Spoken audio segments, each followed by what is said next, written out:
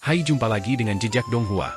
Kali ini menceritakan perjalanan Chen Ping'an yang berhasil mengantarkan 3 murid Qi Jingchun ke akademi di negara Shu besar dan perjalanannya balik lagi yang ditemani Cui Chen.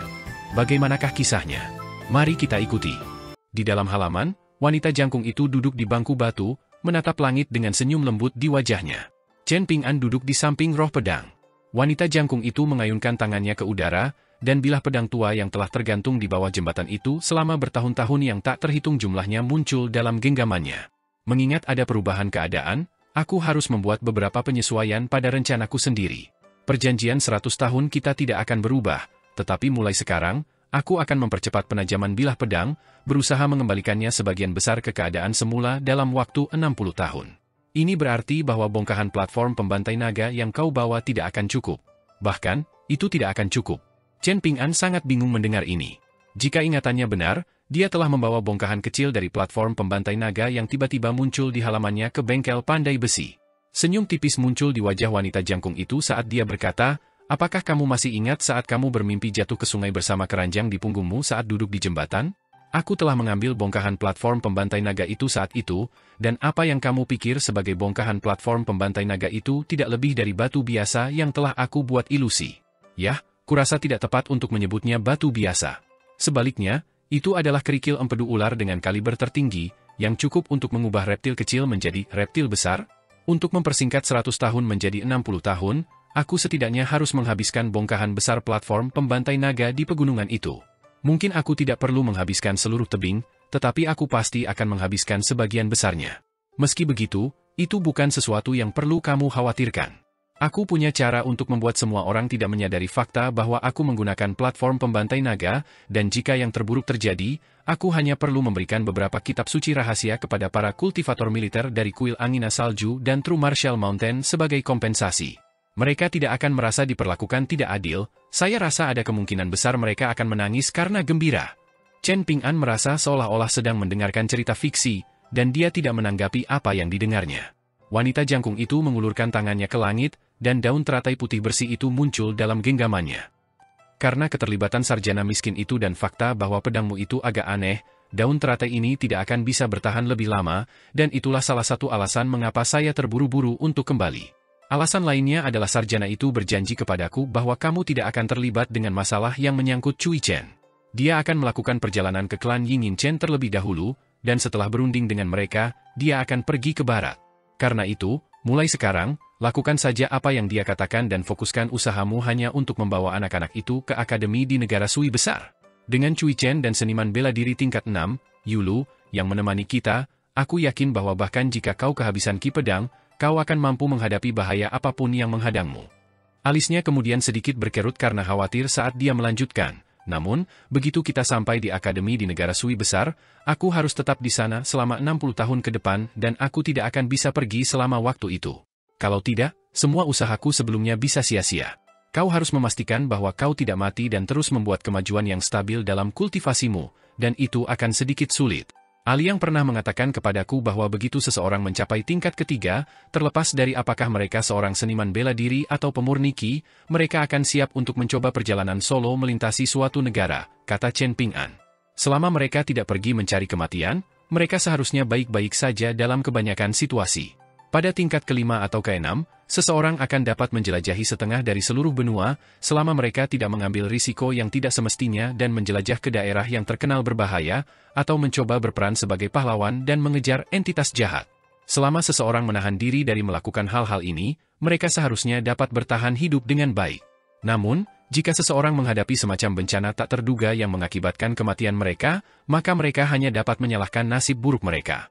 Mengingat nasib buruk yang menyebabkan kematian mereka, bahkan jika mereka tetap di rumah sepanjang waktu, mereka tetap tidak akan aman, jadi tidak masalah jika mereka tetap di rumah atau memutuskan untuk pergi berpetualang."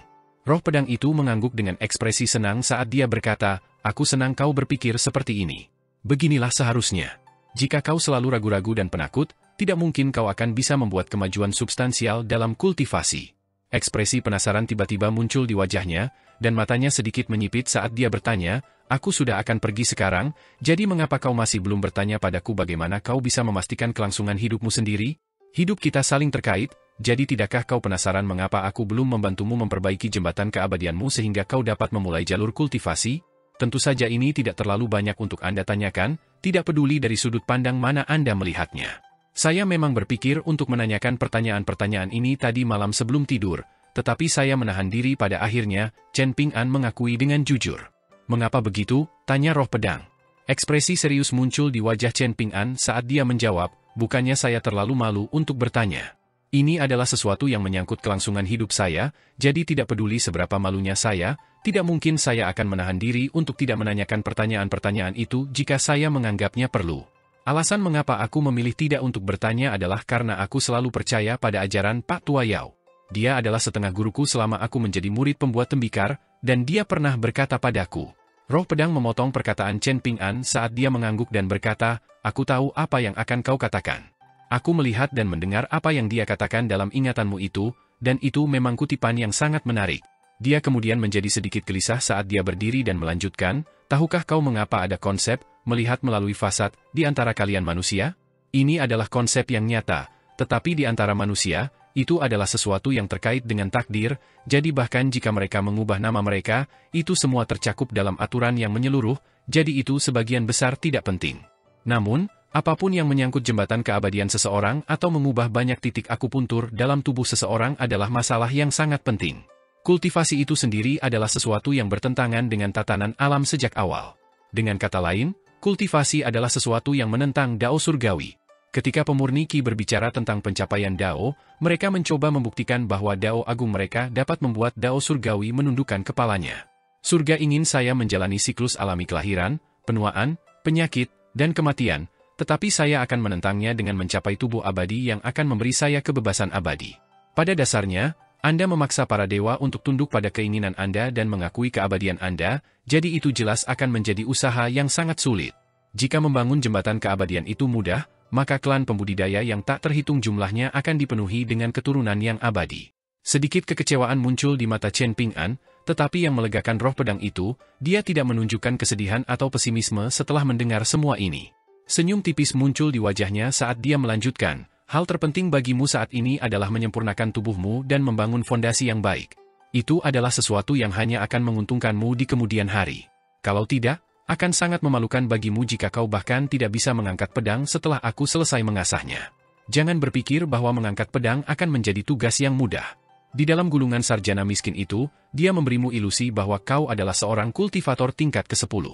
Konstitusi fisik kultivator tingkat ke-9 rata-rata mungkin tidak dapat dibandingkan dengan seorang seniman bela diri murni tingkat ke-5 atau ke-6, tetapi bagi para kultivator yang ingin mencapai tingkat ke-10, tidak seorang pun dari mereka akan begitu bodoh untuk mengabaikan penyempurnaan fisik mereka. Faktanya, sebagian besar dari mereka akan menjadi lebih tekun dalam penyempurnaan tubuh daripada seniman bela diri murni, perlahan-lahan dan cermat menyempurnakan tubuh dan jiwa mereka, tidak mau menoleransi bahkan cacat atau ketidaksempurnaan sekecil apapun. Inilah sebabnya mengapa semua pemurni Qi tingkat ke-10 di dunia ini seusia dengan kura-kura tua yang mengintai di dasar danau. Chen Ping'an memastikan untuk menyimpan semua ini dengan kuat dalam ingatannya. Roh pedang itu berdiri di halaman sambil tersenyum dan melanjutkan, kau harus menungguku selama 60 tahun, Ping'an kecil. Sebaiknya kau pastikan bahwa kau belum berubah menjadi lelaki tua yang tidak sedap dipandang saat itu. Jika kau berubah, aku mungkin harus mencabut perjanjian kita dan menolak untuk mengakuimu sebagai tuanku. Chen Ping'an berdiri dan hendak mengatakan sesuatu ketika roh pedang itu mendekatinya sambil mengulurkan tangan, seolah-olah dia ingin beradu telapak tangan dengannya untuk menyegel perjanjian mereka. Chen Ping'an buru-buru mengangkat tangannya juga, tetapi akhirnya, tangan mereka saling berpapasan di udara. Ternyata, roh pedang itu telah menghilang dari tempat itu, pergi tanpa peringatan apapun. Chen Ping'an kembali duduk di tempat asalnya, lalu tiba-tiba menepuk dahinya sendiri. Dia baru saja teringat bahwa dia lupa bertanya kepada roh pedang dan orang bijak cendekiawan itu, apa sebenarnya gadis kecil berbaju emas di pedang kayu belalang itu. Setelah tinggal di penginapan Autumn Reed selama 3 hari, akhirnya Lin Shui yang mengusulkan agar tidak ada gunanya lagi tinggal di sana. Ia tidak mampu lagi menyerap banyak energi spiritual, dan entah mengapa, setiap kali ia bermeditasi terlalu lama di pavilion, ia akan merasakan aura tajam yang terasa seolah-olah berasal dari sejenis senjata tajam, dan tubuh serta jiwanya tidak mampu menahannya. Chen Ping'an memiliki gambaran kasar mengapa hal ini terjadi. Pastilah selama bentrokannya dengan Cui Chen, 2 gumpalan ki pedang yang telah meninggalkan titik akupunturnya pasti telah merusak keberuntungan bekas situs kuil Dewa Kota ini. Karena ini adalah masalah yang menyangkut roh pedang, Chen Ping'an tidak dapat menjelaskannya lebih lanjut, dan dia hanya dapat melirik Cui Chen beberapa kali saat mereka meninggalkan penginapan. Sekelompok anak-anak berkumpul bersama, berbicara pelan satu sama lain, dan 3 rak buku bambu hijau itu sangat menarik perhatian. Di antara mereka, gadis kecil yang mengenakan mantel merah berlapis adalah anak yang paling menarik perhatian, dan dia tampak sangat gelisah karena suatu alasan. Tiba-tiba, yang terpendek dari kelima anak itu tiba-tiba menangis, mungkin karena dia berada di tempat yang sama sekali tidak dikenalnya, atau mungkin dia terintimidasi oleh sambutan megah yang disiapkan oleh Kaisar. Kaisar negara Sui besar tidak hanya tidak menunjukkan kekesalan apapun saat melihat ini, dia berbalik dan mulai mengobrol ringan dengan kepala menteri tua dari Kementerian Ritual. Pada akhirnya, ketiga anak itu mengalihkan pandangan mereka ke ujung jalan, tidak mau bertemu dengan Kaisar di depan. Kaisar negara Sui besar tidak terburu-buru, tetapi ini masih merupakan jalan buntu yang agak canggung. Oleh karena itu, seorang sarjana ternama dari negara Sui besar, yang juga menjabat sebagai salah satu dari 3 wakil kepala gunung Akademi Tebing Gunung yang baru, keluar dari kelompok itu sendirian untuk mengingatkan anak-anak bahwa sudah waktunya untuk memasuki akademi. Untungnya, tidak ada kecelakaan atau penundaan lebih lanjut. Anak-anak itu tidak mengetahui adat istiadat dan ritual istana kekaisaran, tetapi semua orang lebih dari bersedia untuk memaafkan mereka atas pelanggaran kecil mereka, mengingat betapa polos dan menggemaskannya mereka. Meskipun usia mereka masih muda, mereka sudah terbiasa memberikan hormat dan membungkuk hormat ala Konfusianisme yang formal, dan itu saja sudah merupakan pemandangan yang sangat menyenangkan bagi Kaisar. Ia secara pribadi menghadiahkan masing-masing dari kelima anak itu sebuah liontin giok dan sekotak tongkat tinta naga emas, dan apa yang terjadi selanjutnya seharusnya merupakan serangkaian formalitas rumit yang berlangsung setidaknya setengah hari, tetapi Kaisar membuat pengecualian pada kesempatan ini dan menyederhanakan prosesnya semaksimal mungkin, yang sangat melegakan bagi ketiga anak yang tegang dan khawatir itu. Adapun Shi dan Yulu, mereka sudah terbiasa dengan situasi seperti itu, jadi mereka sama sekali tidak merasa gugup. Akhirnya, tibalah saatnya bagi wakil kepala gunung untuk membawa mereka ke gedung sekolah masing-masing sebelum memberitahu anak-anak tentang apa yang akan diajarkan kepada mereka. Kelima anak itu dibagi ke dalam gedung sekolah, tidak ada satupun yang sangat dekat satu sama lain. Akademi tersebut menempati area yang sangat luas, dan selain dari gedung-gedung yang dibangun di sepanjang gunung, seluruh gunung Eastern Splendor sendiri juga telah ditetapkan untuk akademi tersebut, jadi tidak mengherankan jika gedung-gedung sekolah tersebut sangat jauh satu sama lain. Bangsa Sui Agung memiliki harapan yang sangat tinggi untuk akademi ini, yang memiliki kurang dari 200 siswa, tetapi lebih dari 30 guru yang sangat bereputasi dan berpengetahuan luas. Kepala gunung tersebut tidak lain adalah Kepala Menteri dari Kementerian Ritual Bangsa Sui Agung. Namun, pada kenyataannya, ia hanya kepala gunung dalam statusnya, dan wakil kepala gunung yang akan mengawasi urusan pendidikan akademi tersebut adalah mantan guru di Akademi Tebing Gunung yang asli. Ia juga merupakan salah satu murid rahasia sang bijak cendekiawan. Namanya Mao Xiaodong, dan hidungnya yang merah menyala membuatnya sangat mudah dikenali. Meskipun usianya sudah lebih dari 90 tahun, ia masih sangat sehat dan tampak seperti baru berusia 50 hingga 60 tahun. Dia tidak hadir untuk menyambut kelima anak itu karena dia harus mengajar di akademi agar tidak menunda pendidikan siswa lainnya, dan Kaisar Negara Sui Besar tentu saja tidak keberatan dengan ini. Konon, wakil kepala gunung ini membawa penggaris kayu merah yang diikatkan di pinggangnya, yang di atasnya terukir kata-kata, aturan, dan hukum. Semua orang yang melihat penggaris itu menyatakan bahwa seseorang telah mengukir kata di bawah dalam teks kecil di antara kedua kata itu, jadi semuanya menjadi aturan di bawah hukum. Sebenarnya sangat tidak terduga bahwa negara Sui besar berhasil mengambil alih apa yang tersisa dari Akademi Tebing Gunung. Pertama dan terutama, persetujuan dari Kaisar Kekaisaran Li besar adalah yang terpenting. Kalau tidak mungkin ini bisa terjadi. Mungkin Kaisar Kekaisaran Li besar memendam rasa bersalah di hatinya terhadap Qi Jingchun, atau mungkin dia punya rencana lain. Bagaimanapun juga, seluruh istana Kekaisaran Negara Sui besar berpendapat bahwa mengambil alih akademi merupakan berkah yang sangat besar. Awalnya, ada sekitar 4 lusin guru dan siswa dari Akademi Tebing Gunung yang asli, dan Mao Xiaodong telah memainkan peran penting dalam memungkinkan mereka berhasil meninggalkan Kekaisaran Li Agung. Perjalanan ke negara Sui Agung tidak sepenuhnya mulus bagi mereka. Sebaliknya, itu adalah perjalanan yang penuh dengan bahaya. Meskipun negara Sui Agung telah menginvestasikan begitu banyak sumber daya ke Akademi Tebing Gunung yang baru, itu masih agak kurang karena tidak adanya pendiri akademi, Qi Jingchun, atau siapapun yang berhubungan langsung dengannya. Namun, sejak hari itu, dengan kedatangan kelima anak itu, akademi itu benar-benar lengkap. Di tengah gunung kemegahan timur terdapat Aula Wenzheng, yang di tengahnya tergantung potret orang bijak tertinggi Konfusianisme. Di sebelah kiri potret itu terdapat potret lain seorang lelaki tua yang serius yang namanya dirahasiakan, sementara di sebelah kanannya terdapat potret ketiga yang menggambarkan Qi Jingchun, guru gunung pertama Akademi Tebing Gunung. Di dalam aula itu terdapat seorang lelaki tua dengan penggaris kayu merah yang diikatkan di pinggangnya, dan dengan hormat ia mempersembahkan 3 batang dupa kepada ketiga orang bijak itu sambil menundukkan kepala dan membacakan dalam hati, pengetahuan adalah wadah yang membawa dao, yang diturunkan dari generasi ke generasi. Akademi Tebing Gunung yang lama memiliki aturan, yaitu menyediakan akomodasi, tetapi tidak menyediakan makanan.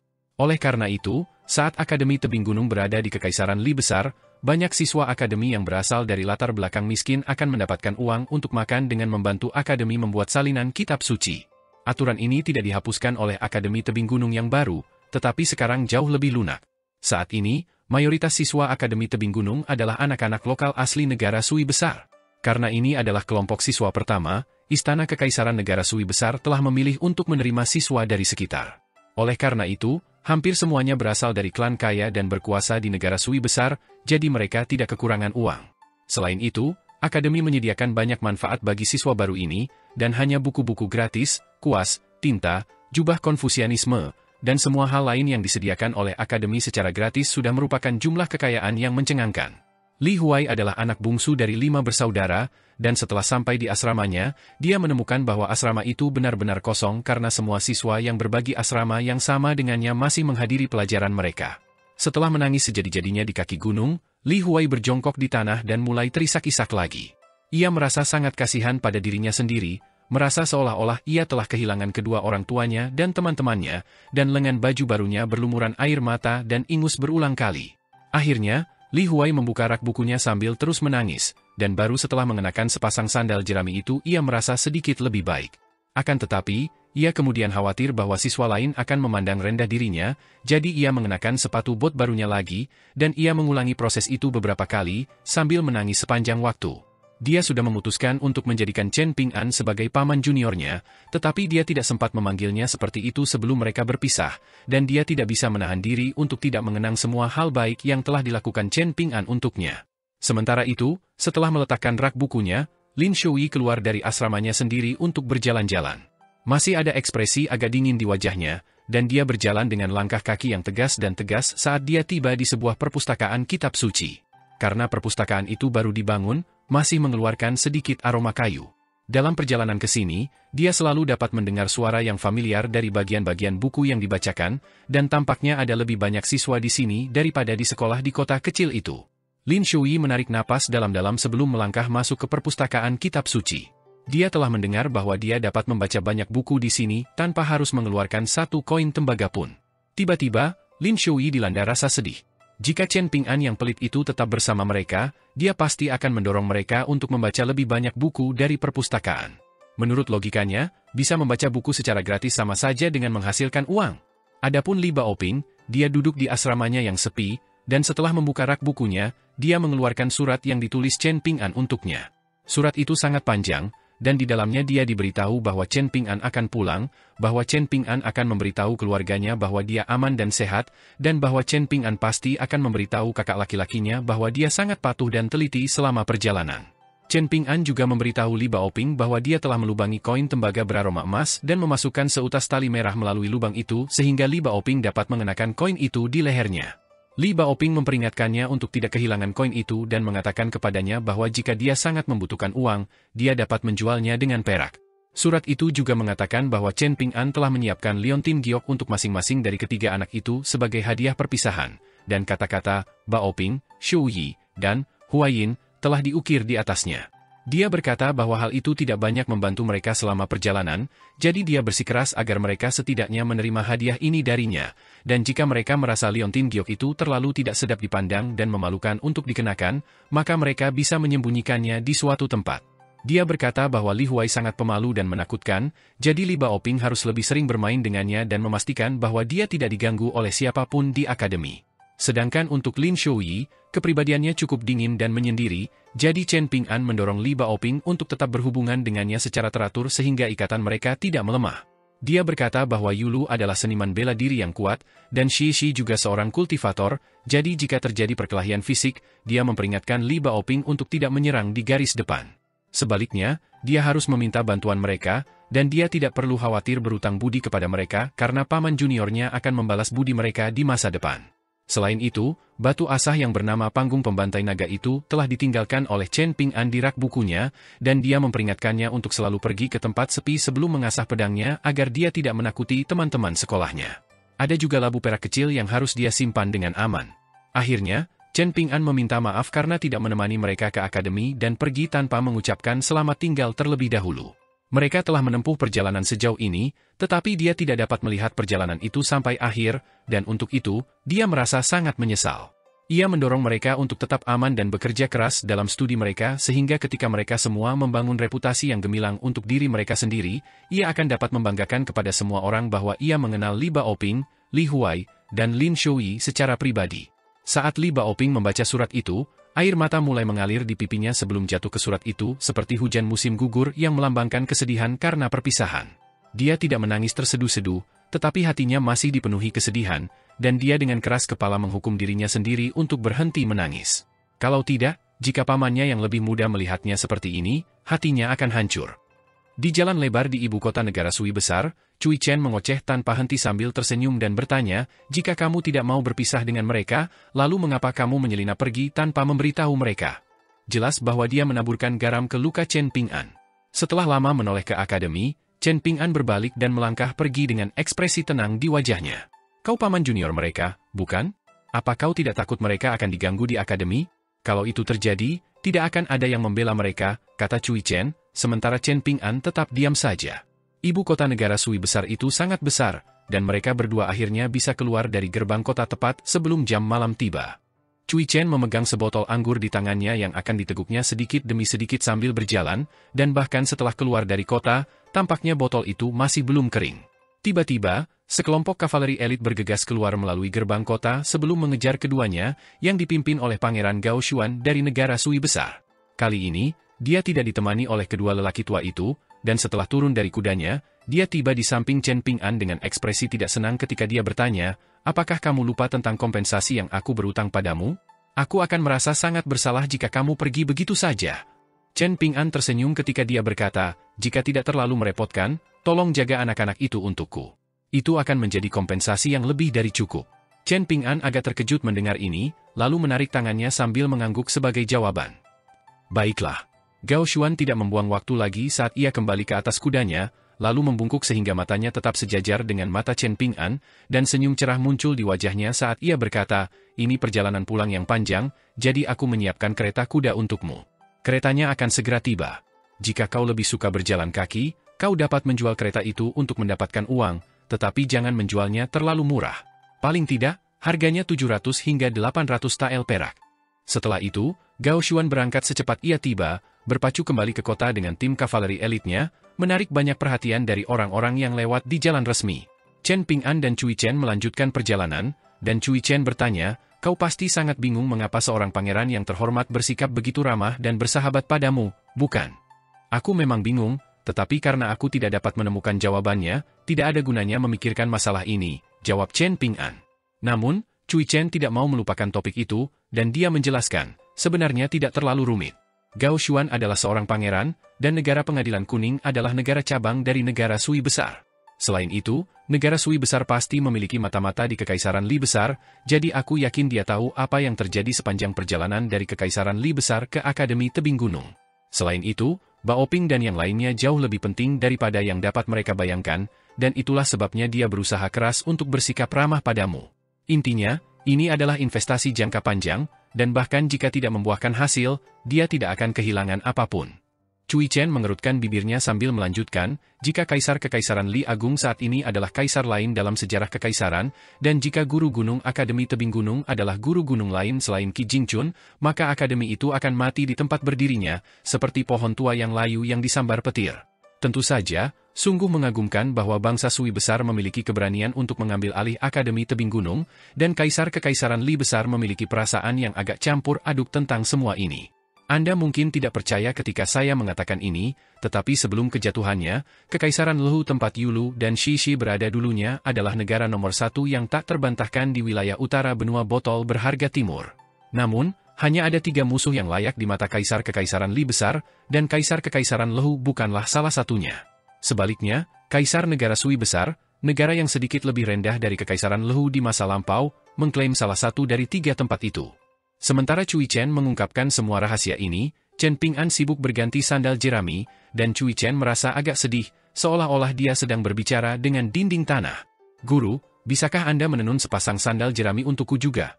Cui Chen bertanya. Aku juga tidak keberatan memiliki rak buku kecil.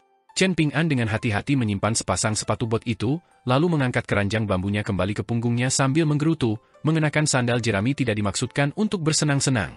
Tapi menurutku itu sangat menyenangkan, Cui Chen membalas sambil tersenyum.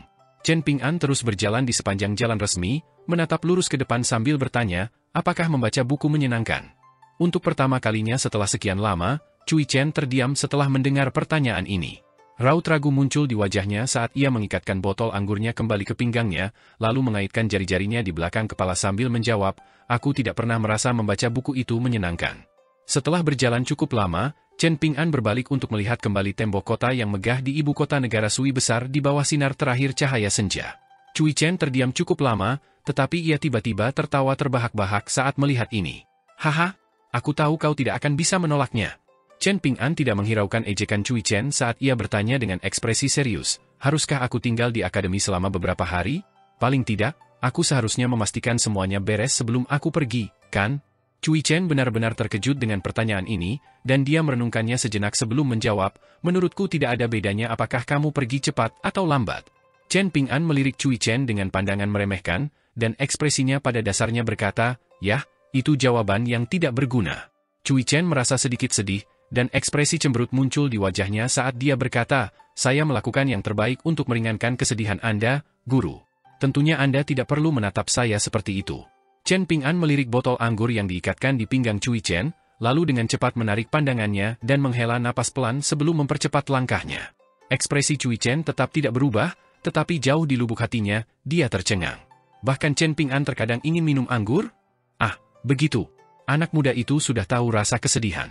Kereta kuda yang dihadiahkan Gao Xuan kepada Chen Ping'an datang agak terlambat, baru sampai di Chen Ping'an larut malam. Pengemudi kereta itu adalah lelaki tua tanpa janggut, orang yang sama yang pernah berada di sisi Gao Xuan selama ia berada di dunia permata kecil, dan sejauh ini, Chen Ping'an telah bertemu lelaki tua ini 2 kali. Berbeda dengan sikap Gao Xuan yang ramah dan bersahabat, lelaki tua itu memasang ekspresi acuh tak acuh, dan setelah menyerahkan kereta kuda itu kepada Chen Ping'an, ia mulai berjalan kaki kembali ke ibu kota. Sebelum melakukannya, ia menoleh untuk melirik Cui Chen, tetapi Cui Chen sibuk mengagumi betapa luar biasanya kuda yang menarik kereta itu, dan ia sama sekali tidak menyadari tatapan tajam lelaki tua itu. Cui Chen melompat ke kereta dan dengan sukarela mengambil peran sebagai kusir kereta, lalu melambaikan tangan ke Chen Ping'an sambil berkata, kereta ini belum dirusak dengan cara apapun, jadi kita bisa menggunakannya tanpa ragu. Chen Ping'an memeriksa sekelilingnya dan mendapati bahwa hari sudah cukup gelap, dan karena jam malam di ibu kota, jalan resmi yang ramai dan ramai pada siang hari benar-benar sepi pada malam hari. Chen Ping'an menggelengkan kepalanya sambil berkata, ini kesempatan bagus bagiku untuk berlatih meditasi berjalan. Fokus saja pada mengemudikan kereta, aku akan mampu mengimbanginya asalkan kamu tidak melaju terlalu cepat. Cui Chen tahu betapa keras kepala Chen Ping'an, jadi dia tidak repot-repot membujuknya lebih jauh. Dia perlahan-lahan mengemudikan kereta kuda itu ke depan sambil menyesap anggur sambil bergumam keras, ada banyak hal yang perlu dikhawatirkan dan dicemaskan, tetapi semua hal akan berakhir pada akhirnya. Di sisi lain, cuaca musim gugur memang sejuk dan menyenangkan. Sementara itu, Chen Ping'an mengikuti di belakang kereta kuda itu dalam diam, mengulang-ulang meditasi berjalan 6 langkah dari Mountain Shaking Fist. Pada titik ini, meditasi berjalan dan berdiri sudah menjadi sifatnya yang kedua. Sedangkan Cui Chen, dia terus mengoceh omong kosong, mengutip kutipan-kutipan dari kitab klasik Konfusianisme pada satu saat, lalu membacakan frase-frase puisi acak pada saat berikutnya, dan dia nyaris tidak diam bahkan untuk sesaat pun.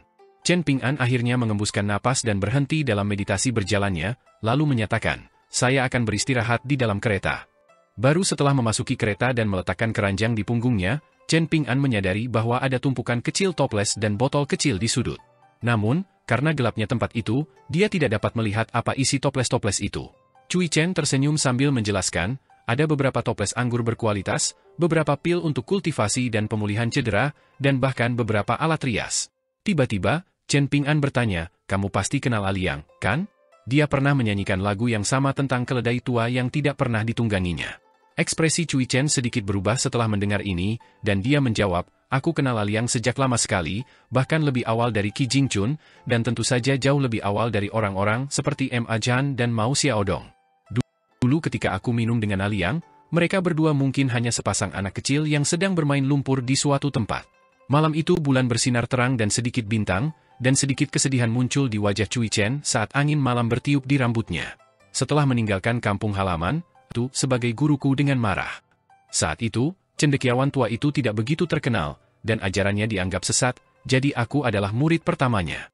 Qi Jingchun dan yang lainnya menjadi murid lelaki tua itu setelah aku, dan dia sebenarnya tidak memiliki banyak murid langsung.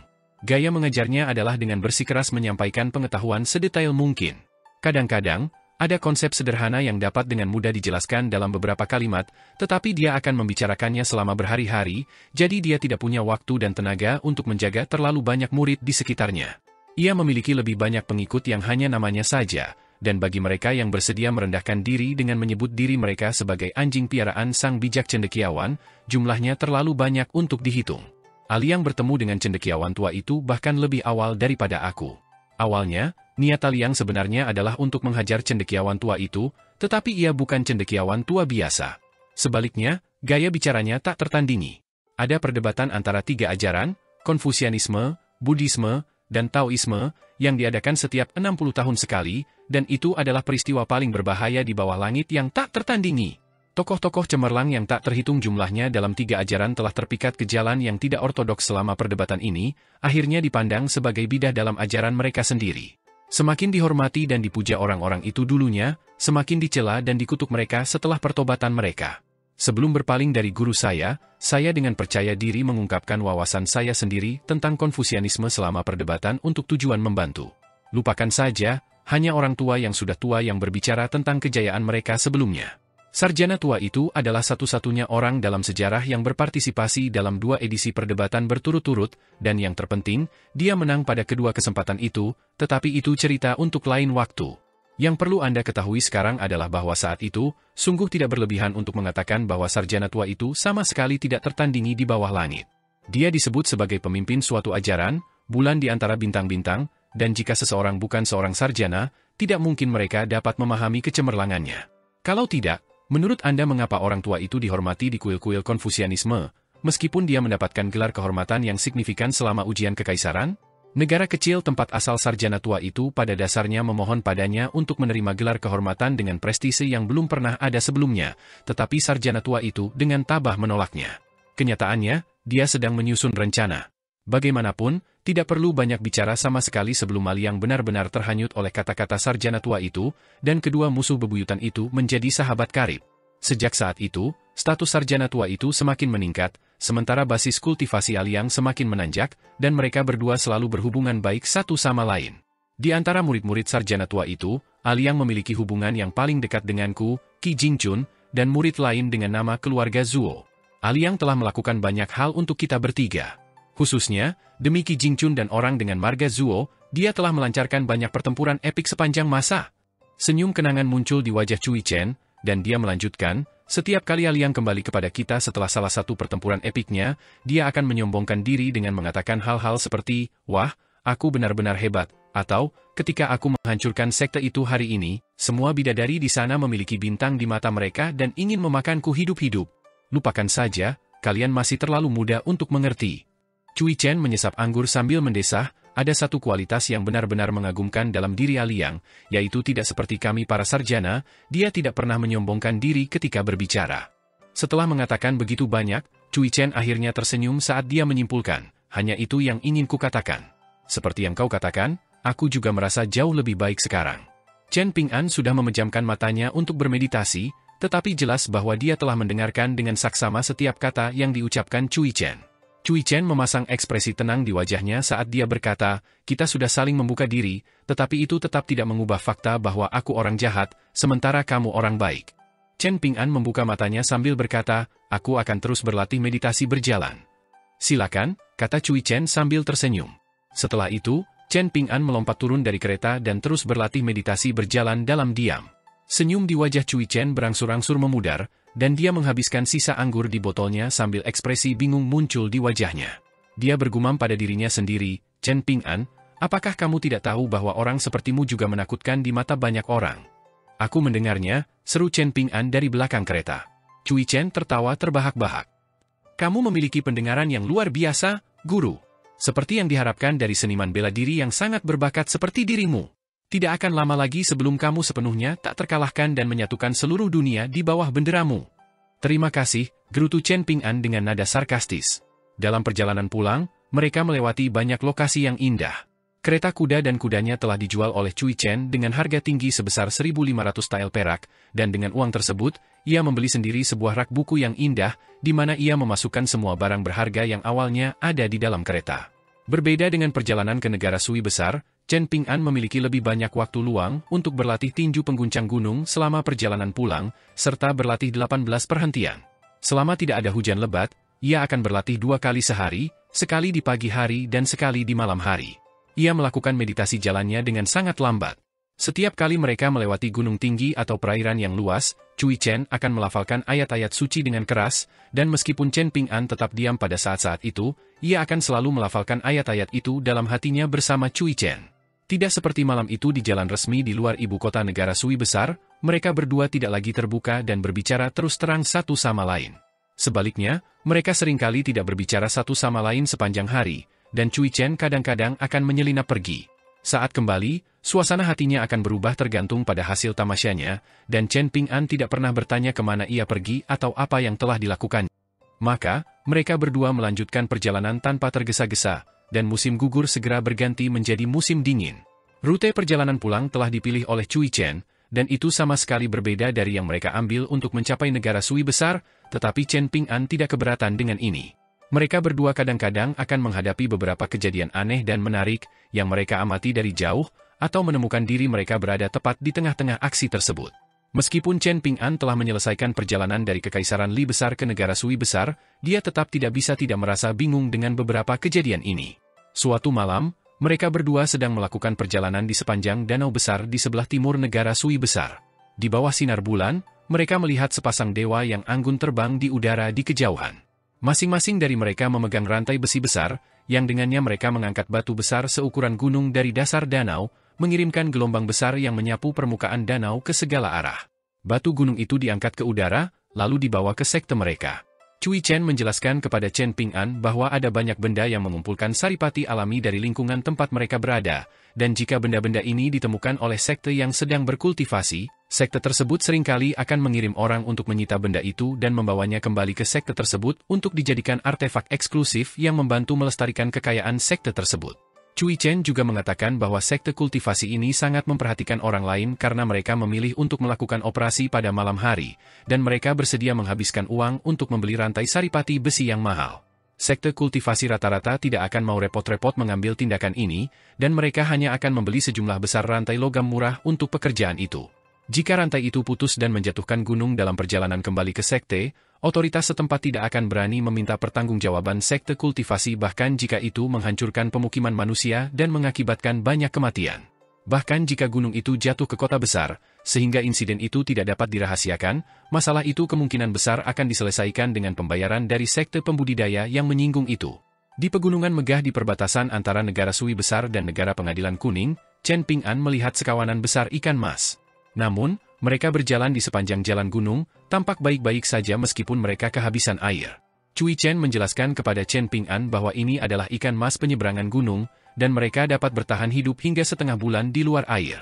Ikan mas penyeberangan gunung memiliki standar yang sangat tinggi terhadap air yang mereka pilih untuk ditinggali, dan jika perairan yang mereka huni berubah buruk dan tidak dapat dihuni, mereka akan segera pindah. Setelah itu, saat mereka melewati kota negara Pengadilan Kuning yang mewah, mereka bertemu dengan sepasang pendekar pedang muda yang berlomba melewati pasar yang ramai dengan ketinggian tidak lebih dari 5 kaki di atas tanah di atas pedang terbang. Mereka melaju sangat cepat, seolah-olah sedang berkompetisi untuk melihat siapa pendekar pedang terbang yang lebih unggul, dan mereka sama sekali tidak memedulikan orang-orang di sekitar mereka. Beberapa orang di pasar tidak dapat menghindar tepat waktu, dan banyak dari mereka menderita luka-luka dengan tingkat keparahan yang berbeda-beda sebagai akibatnya. Saat salah satu pendekar pedang terbang di udara di dekat Chen Ping'an, seorang wanita tua sangat terkejut hingga terjatuh ke tanah. Baik wanita tua itu maupun pendekar pedang itu berusaha menghindar satu sama lain, tetapi sayangnya bagi wanita tua itu, mereka secara tidak sengaja meniru gerakan satu sama lain, jadi dalam upayanya untuk menghindar ke samping, dia sebenarnya telah memposisikan dirinya tepat di jalur pendekar pedang itu. Pendekar pedang muda itu tidak ingin kalah dari rekannya, jadi dia mempercepat langkahnya alih-alih mencoba melakukan tindakan menghindar lebih lanjut, dengan jelas berencana untuk menerobos wanita tua itu. Jika Chen Ping'an tidak menyeret wanita tua itu keluar dari jalurnya, kemungkinan besar dia akan terbunuh di tempat. Pendekar pedang itu tidak hanya tidak berterima kasih kepada Chen Ping'an atas hal ini, dia malah berbalik dan menatap tajam ke arah Chen Ping'an. Setelah itu, kedua pendekar pedang itu dengan cepat menghilang di kejauhan. Semua penduduk kota sangat terguncang oleh kejadian ini, tetapi tidak ada yang berani menyelidiki masalah ini, dan bahkan mereka yang mengeluh tentang apa yang baru saja terjadi hanya berani melakukannya dengan nada berbisik. Cui Chen tetap sama sekali tidak peduli dengan ini, dan dia berkomentar bahwa pemurni Qi lain yang belum mencapai 5 tingkat tengah tidak akan berani bersikap begitu sembrono dan kurang ajar di kota seperti ini, tetapi pendekar pedang selalu dianggap sebagai pemurni Qi yang paling berharga, dan itulah sebabnya keduanya dapat lolos dengan perilaku tercela seperti itu. Wanita tua itu mengucapkan terima kasih kepada Chen Ping'an dengan sungguh-sungguh karena telah menyelamatkan hidupnya, lalu bergegas pergi dengan panik, sementara Chen Ping'an berbalik ke arah kedua pendekar pedang itu pergi, menatap mereka untuk waktu yang lama. Anda tidak dapat meminta pertanggungjawaban semua orang atas tindakan mereka, kata Cui Chen dengan sikap acuh tak acuh. Lagi pula, bagaimana kau akan meminta pertanggungjawaban mereka? Apakah kau akan mengejar dan membunuh mereka? Jangan lupa bahwa mereka tidak membunuh satu orang pun di sini. Saya tidak akan mengejar mereka. Saya tidak punya kekuatan yang dibutuhkan untuk membuat perbedaan di sini, kata Chen Ping'an sambil menggelengkan kepala. Chen Ping'an mendongakkan kepalanya untuk melihat ke langit, dan tiba-tiba terlintas dalam benaknya bahwa tahun baru akan segera tiba saat ia kembali ke kota, dan ia bertanya-tanya apakah ia harus memanfaatkan kesempatan ini untuk membeli beberapa set syair karena barang-barang ini tidak benar-benar dijual di kota lilin merah. Tepat pada saat ini, Cui Chen juga mengangkat kepalanya, tetapi ia sedang melihat sebuah gedung tinggi, dan senyum tipis muncul di wajahnya saat ia merenung, betapa menariknya. Chen Ping'an menoleh ke arah yang sama dan menemukan sebuah paviliun tinggi yang berdiri di kota seperti burung bangau di antara ayam-ayam.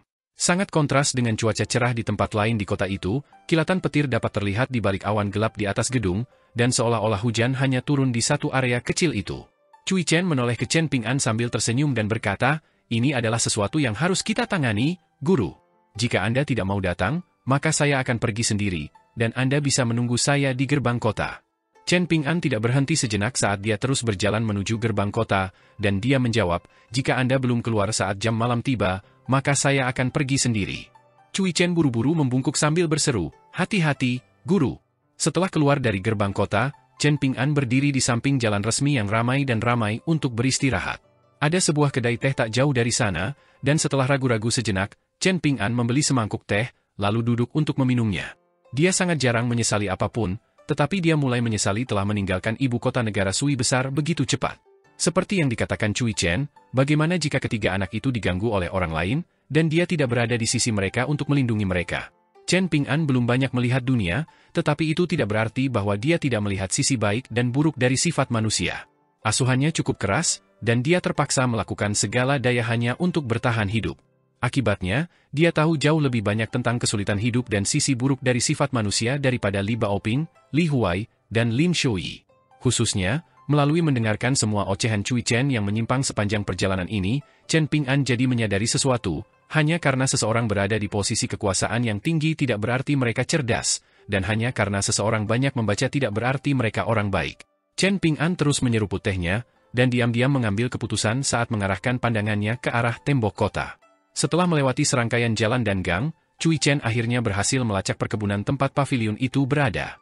Seperti yang diharapkan, itu adalah perkebunan yang penuh keberuntungan dengan sepasang harimau batu di kedua sisi pintu masuk. Pintu masuknya sangat tinggi, dan gerbangnya tertutup rapat. Namun, yang aneh tentang tempat itu adalah plakat yang tergantung di atas pintu masuk, yang bertuliskan, Iris Orchid, bukannya bertuliskan nama marga pemilik perkebunan itu. Paviliun yang menarik perhatian Cui Chen sebelumnya tampaknya adalah perpustakaan kitab suci pribadi perkebunan ini, dan tingginya sama dengan kuil Konfusianisme di kota itu, jadi jelas ini bukan klan kaya biasa. Semakin dekat dia ke rumah besar Iris Orchid ini, semakin Cui Chen bisa merasakan ketegangan yang nyata di udara. Itu seperti lingkungan bertekanan atmosfer rendah sebelum datangnya badai, membuat seseorang merasa sedikit kehabisan napas. Selain aura kebenaran yang diperjuangkan oleh para pendukung Konfusianisme, ada banyak jenis aura tak kasat mata lainnya antara langit dan bumi, yang sebagian besar dapat dikategorikan sebagai murni atau tidak murni. Aura murni bermanfaat untuk kultivasi, sedangkan aura tidak murni berbahaya bagi jiwa dan umumnya hadir di tempat-tempat seperti situs pemakaman, gundukan pemakaman kuno, dan medan perang masa lalu, tetapi seringkali tempat-tempat itu menyimpan lebih dari sekadar aura tidak murni. Tanah-tanah yang diberkati di dunia yang bermanfaat untuk kultivasi seperti ruangan-ruangan yang dipenuhi bunga iris dan anggrek, memancarkan aroma yang memikat. Cui Chen menggenggam tangannya di belakang punggungnya saat dia dengan santai menaiki tangga. Seorang penjaga pintu setengah baya muncul dari pintu samping, dan dia dapat melihat bahwa Cui Chen membawa dirinya dengan tingkat ketenangan dan keanggunan yang luar biasa. Oleh karena itu, dia tidak berani meremehkan Cui Chen meskipun penampilannya masih muda, dan dia dengan hormat menanyakan identitas Cui Chen. Cui Chen memberitahu penjaga pintu itu bahwa dia adalah seorang abadi pengembara yang mengumpulkan karma baik dengan membunuh entitas-entitas jahat dan jahat. Dari luar kota, dia menyadari ada yang tidak beres dengan istana itu, dan bahwa krisis sudah di depan mata, jadi dia datang ke sini untuk menyelamatkan penduduk istana. Porter itu hanya menepis pernyataan Cui Chen sebagai lelucon. Dia menyadari bahwa entitas supranatural memang ada di dunia ini karena ada banyak roh yang tidak berbahaya yang tinggal di dalam tembok istana ini. Namun, di matanya, sungguh tidak masuk akal untuk mengatakan bahwa ada entitas jahat yang berani mendatangkan malapetaka di dalam kota, khususnya di dalam istana Iris Orchid.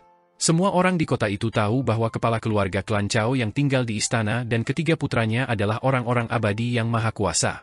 Khususnya, putra bungsunya, Chao Xishan, baru saja menjadi pewaris klan pembudidaya setahun yang lalu, dan dia ahli dalam ilmu pedang dan teknik petir.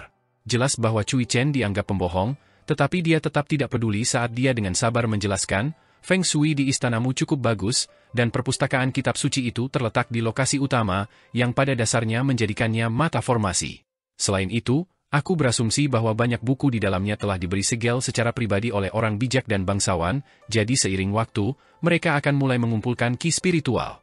Akibatnya, entitas dan roh jahat biasa tidak akan berani datang ke sini, tetapi beberapa roh yang tidak berbahaya yang sifatnya baik dan pemalu serta senang tinggal bersama manusia akan dapat tumbuh dan berkembang dengan sangat lancar di sini. Kesabaran penjaga itu hampir habis, dan dia menyuruh Cui Chen untuk segera pergi sambil mengulurkan tangan untuk mendorong Cui Chen dengan lembut. Dia tidak punya waktu atau selera humor untuk mendengarkan ocehan seorang anak muda yang suka menipu. Cui Chen dengan lembut menepis tangan penjaga itu sambil tersenyum sambil melanjutkan. Namun, ada yang aneh tentang perpustakaan kitab suci di rumah bangsawan ini karena ada ular piton besar yang mengintai di dalamnya. Mungkin ular itu sudah ada di sana sejak awal, dan asal-usulnya tidak jelas. Mungkin juga seseorang mengundang ular piton itu ke perpustakaan kitab suci di suatu saat. Jika aku tidak salah, sepertinya itu adalah ular piton api, dan baru-baru ini, ia mengalami pergantian kulit kedua hingga terakhir. Jika ia berhasil melakukannya saat berganti kulit lagi, ia akan bisa menjadi naga banjir yang perkasa. Cui Chen menunjuk keluar kota sambil melanjutkan, namun, ada ular air di sungai dengan basis kultivasi yang lebih unggul daripada ular piton api, dan saat ini ia mengintai di dasar sungai, menunggu kesempatan untuk menyerang. Tidak mungkin ia akan membiarkan musuh bebuyutannya berganti kulit dengan sukses. Terlepas dari seperti apa mereka awalnya, semua naga banjir, naga, ular, dan ular piton akan membenci jenis mereka sendiri begitu mereka mencapai kecerdasan. Oleh karena itu, jika istanamu tidak membuat persiapan sebelumnya, ular air itu pasti akan datang ke sini saat ular piton api dalam keadaan lemah karena ia berganti kulit untuk mengambil nyawa ular piton api. Pada saat yang sama, ia akan merebut inti api yang terbentuk di dalam tubuh ular piton api dan melahapnya untuk meningkatkan basis kultivasinya sendiri. Dengan kekuatan api dan air yang menyatu dalam tubuhnya, ia tidak akan jauh dari mencapai Dao Agung. Tatapan marah muncul di mata penjaga pintu, dan ia mencoba mendorong Cui Chen lagi, kali ini dengan kekuatan yang lebih besar. Keluar dari sini! Kau pemuda yang tampan, tapi semua yang keluar dari mulutmu adalah omong kosong. Cui Chen mendesah sambil bergumam pada dirinya sendiri, Anda lihat sekarang, guru? Berkhotbah tidak akan membawa Anda kemanapun. Semua ini sangat menyebalkan. Saya akan melakukan segala sesuatu dengan cara saya sendiri mulai sekarang. Dia mengibaskan lengan bajunya ke udara sambil berbicara, melepaskan angin sepoi-sepoi yang membuat penjaga itu terpental beberapa puluh kaki, langsung membuatnya pingsan. Segera setelah itu, 5 atau 6 pria kekar bergegas keluar dari pintu samping, tetapi itu hanyalah sekelompok seniman bela diri tingkat 2. Cui Chen tidak menghiraukan mereka saat dia terus maju, dan mereka bernasib lebih buruk daripada penjaga itu, terpental kembali ke udara bahkan tanpa perlu disapu oleh lengan baju Cui Chen. Setelah mendarat di tanah, Mereka semua mengerang kesakitan, tidak dapat berdiri lagi. Saat Cui Chen melangkah melewati rumah bangsawan, lebih banyak penjaga berkumpul di sekelilingnya dari segala arah, tetapi tidak ada dari mereka yang mampu memperlambatnya sedikit pun. Sesampainya di alun-alun di luar perpustakaan kitab suci, sedikit rasa penasaran akhirnya muncul di mata Cui Chen. Ia ditentang oleh 3 orang, yang tampaknya adalah seorang ayah dan 2 orang putra, dan tidak ada seorang pun di area itu selain mereka. Entah mereka tidak ingin apa yang ada di dalam perpustakaan kitab suci terbongkar, atau mereka melarang orang lain mendekati area ini untuk menghindari jatuhnya korban yang tidak bersalah. Cui Chen hanya melirik ketiga pria itu sejenak sebelum melihat tepat melewati mereka. Perpustakaan kitab suci menempati area yang sangat luas dan tingginya 6 lantai. Langit di atas perpustakaan itu tersembunyi di balik selimut awan gelap yang tebal, di mana kilat menyambar tanpa henti di tengah gemuruh guntur yang tumpul. Ekor tubuh ular piton besar yang panjangnya lebih dari 100 kaki terlihat menjulur keluar dari pintu masuk perpustakaan di lantai bawah, sementara tubuhnya meliuk ke atas melalui perpustakaan, dan kepalanya yang besar menjulurkan lidahnya yang bercabang tanpa henti ke awan gelap di langit. Di hadapan kilat yang menyambar di dalam awan, hatinya dipenuhi dengan kombinasi rasa kagum dan penghormatan, tetapi juga rasa semangat juang yang kuat. Hampir tidak ada makhluk iblis di dunia ini yang tidak takut dengan suara guntur. Rasa takut bawaan ini adalah sesuatu yang telah tertanam dalam gen mereka selama generasi-generasi yang tak terhitung jumlahnya. Konon pada zaman dahulu kala, ada seorang kaisar langit yang memiliki kekuatan petir, bersama dengan rombongan dewa petir dan dewa hujan, berkelana ke berbagai dunia dan membantai banyak sekali setan dan iblis. Cui Chen terus maju, dan 2 orang termuda di antara ketiganya melangkah maju dengan ekspresi marah untuk memberinya pelajaran, tetapi dihentikan oleh ayah mereka, yang merupakan seorang pria parubaya yang mengenakan baju zirah tembaga kuno. Ia memberi isyarat agar mereka mundur dan melanjutkan dengan hati-hati, lalu menangkupkan tinjunya sebagai tanda hormat sambil berkata, "Nama saya Cao Hushan. Bolehkah saya bertanya alasan kedatangan Anda, tamu terhormat?" Cui Chen terus melangkah maju tanpa jeda sambil menjawab dengan suara malas, "Semua niat baik saya telah digunakan untuk penjaga pintu masuk istana. Saya akan memanjat gedung ini sekarang, izinkan saya menjelaskan ini, jika ada di antara kalian yang mencoba menghentikan saya akan mengakhiri seluruh garis keturunan keluarga kalian. Yah, itu mungkin keterlaluan, tetapi paling tidak, saya akan membunuh kalian bertiga. Jika guru saya menuntut penjelasan dari saya setelah kejadian itu, saya cukup memberitahu dia bahwa kalian bertiga tewas dalam pertempuran melawan ular air dan ular piton api." Cao Hushan menggenggam gagang pedang yang diikatkan di pinggangnya, dan lapisan cahaya kuning tanah bersinar di baju zirahnya saat dia bertanya dengan suara dingin, "Apakah kamu benar-benar berpikir kamu dapat melakukan apapun yang kamu inginkan pada klan Cao Anggrek Iris?" Cui Chen meludah ke tanah dengan jijik sambil mengejek, "Berani-beraninya kalian menganugerahkan gelar Anggrek Iris kepada diri kalian sendiri? Kalian punya begitu banyak buku bagus di perpustakaan ini, tetapi alih-alih mendorong keturunan kalian untuk membaca kitab suci yang bijak dan mempelajari ajaran-ajaran bijak mereka, kalian malah membuat mereka bermain dengan pedang dan tombak. Yang lebih tidak bisa dimaafkan lagi adalah kenyataan bahwa kalian berkolusi dengan makhluk iblis, bahkan membiarkannya tinggal di perpustakaan kitab suci ini untuk menyerap aura ilmiah dari buku-buku bagus ini. Selain itu, kalian semua tahu bahwa hari ketika ular piton api berganti kulit akan menjadi hari yang sama ketika ia akan dipaksa untuk bertarung sampai mati dengan ular air di sungai. Tetapi alih-alih memperingatkan penduduk kota untuk mengungsi, kalian sengaja menciptakan ilusi, memasang fasad awan petir untuk menyembunyikan pemandangan ular piton api yang memanjat gedung. Tahukah kau berapa banyak orang di kota ini yang akan tewas selama pertempuran antara ular piton api dan ular air?" Raut wajah Cui Chen sedikit geram saat ia menggerutu, "Ini semua salahmu, guru. Caramu melakukan sesuatu mulai menular padaku, dan aku jadi terbiasa membuang-buang waktu dengan kata-kata dan berkhotbah." Seorang pemuda jangkung dan gagah berani yang memegang tombak melangkah maju dengan senyum dingin sambil berkata, "Tidak perlu repot-repot berbicara dengan bajingan ini, biarkan aku saja yang membunuhnya. Ia pantas mati 1000 kali karena mencoba mengganggu penaklukan negara oleh klan Cao." Cui Chen tertawa terbahak-bahak, dan dia menunjuk pemuda itu dengan jarinya sambil berkata, "Aku suka sifat pemarahmu itu." Segera setelah itu, bercak darah kecil muncul di dahi pemuda itu. Dia baru saja akan melepaskan kemampuan mistis untuk meningkatkan harta tombak yang dia pegang ketika dia merasakan sedikit rasa sakit di antara kedua matanya, dan sebelum dia bisa mengangkat tangan untuk menyentuh titik di mana rasa sakit itu berasal, dia tiba-tiba jatuh ke tanah, telah binasa tanpa peringatan apapun. Cahaya kuning yang bersinar dari baju besi Cao Hushan semakin terang, dan seolah-olah seluruh tubuhnya telah disembunyikan di dalam awan kuning.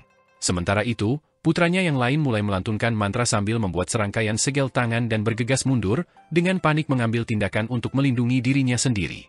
Segera, serangkaian teks putih bersinar muncul di sampingnya, dan kepala rangkaian teks itu terhubung dengan ekornya untuk membentuk cincin di sekeliling tubuhnya. Bukan hanya itu, ular piton api kecil dengan api yang membakar di sekujur tubuhnya muncul di udara di atasnya dan berputar cepat di sekelilingnya. Selain itu, topi kuno di kepalanya memancarkan semburan cahaya 5 warna yang meletus ke segala arah untuk membentuk penghalang pelindung. Dalam sekejap mata, dia telah memasang beberapa lapis pertahanan di sekeliling dirinya, dan Cui Chen sangat geli melihatnya. Kau benar-benar pengecut, bukan? Kurasa pengecut adalah orang-orang yang selalu bisa hidup paling lama. Detik berikutnya, bercak darah muncul di dahi pemuda itu juga, dan dia juga langsung menemui ajalnya tanpa peringatan apapun. Begitu kau menjadi hantu, kau tidak perlu lagi takut mati. Tidak perlu berterima kasih padaku, kata Cui Chen sambil tersenyum tipis. Sementara itu, Cao Hushan telah melarikan diri untuk menyelamatkan hidupnya. Cui Chen bahkan tidak mau repot-repot mengejarnya.